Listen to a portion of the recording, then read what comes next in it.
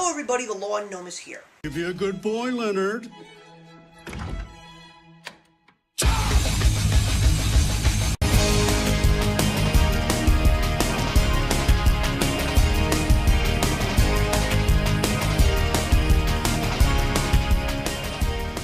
So in today's movie review, we're going to talk about the story of somebody who is so tight with his master, and all of a sudden, his happy little life is disrupted by someone who decides to move in and become his roommate. And due to a lot of disagreements, all of a sudden they get lost, and then they realize that they have to put their differences aside and go on a big adventure to find their way back home to the master who cares for them so much. No, I am not talking about the 1995 Pixar classic Toy Story. That's another review for another time. But today I'm here to talk about the new film from Illumination Entertainment, The Secret Life of Pets. Of course, starring the voices of Louis C.K., Eric Stonestreet, Lake Bell, just to name a few. Now, I have not been the biggest fan of Illumination Entertainment films. I was not really a big fan of the Minions or the Despicable Me movies, nor was I really a big fan of the Lorax. I did not enjoy that film based on a fantastic Dr. Seuss classic. But when I saw the trailers for this film, especially the very first one, it looked so hilarious and clever, because it was the story of pets and what they do when their masters are not around. But as the trailers kept coming out, I sort of started to veer away from it, and then when some of the first reviews were coming out, they weren't so great. But when the movie hit theaters, and more people were starting to see it, and liking it, and then it got a very high score, even certified fresh on Rotten Tomatoes, I said to myself, I think I'm going to give this movie a chance. And you know something? I liked it a lot more than I anticipated it to be. As a matter of fact, I found it greatly entertaining.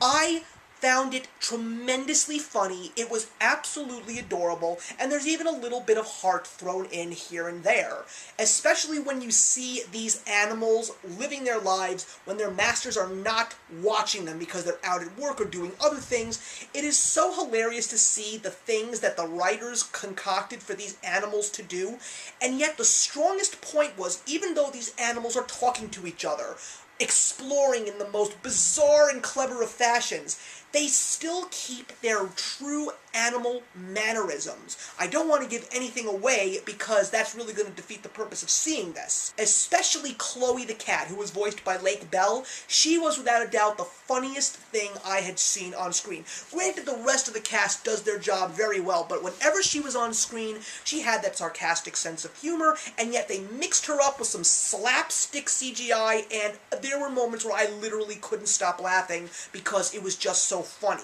And the story itself, while it is very simple, and while some believe that it is taken on Toy Story, there was definitely some great stuff that was inside the story.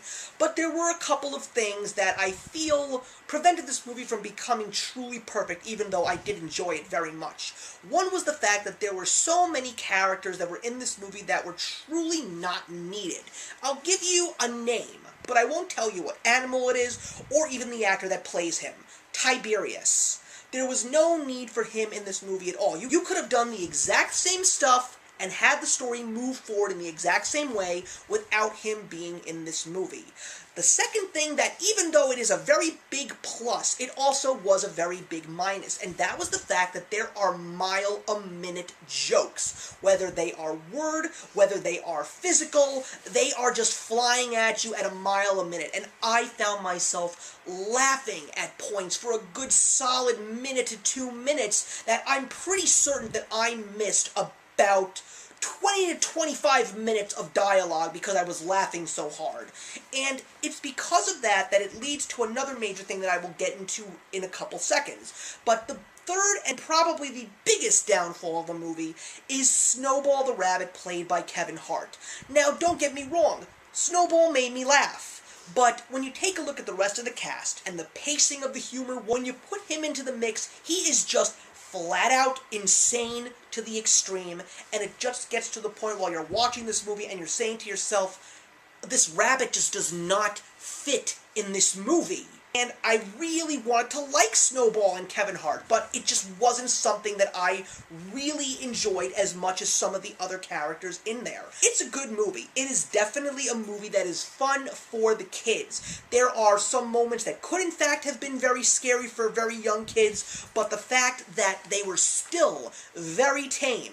There were really little kids in this theater that I went to, and it was really impressive that not a single one of them cried throughout the movie. So take the kids. It's definitely a good time, and I'm sure that the adults are going to find some humor too, as I did see some couples as well as some adults just coming in on their own to watch the movie, and they did enjoy themselves. But because of these laugh-a-minute jokes and comedy that is found throughout this movie, I definitely feel that this movie does require a second watch just to see everything that I missed. But the only thing that I'm worried about is when I give it that second try and actually take the time to see everything as a whole in this movie, is this really going to be the extremely and amazing entertaining film that I thought I just saw the other day? Do I want to get this movie on DVD? Certainly, I would like to own it, but the only thing is I don't think I'm going to buy it on its first day. Rather, I would wait until it's somewhere between $9 and $6. But The Secret Life of Pets was definitely fun at the theaters. It is probably the strongest movie that Illumination Entertainment has given us, and because of this movie, I am very excited for their next one, which is coming out at the end of the year, which is called Sing. Once again, starring another great star-studded cast. But for now, The Secret Life of Pets, I'm going to give it 3 out of 4.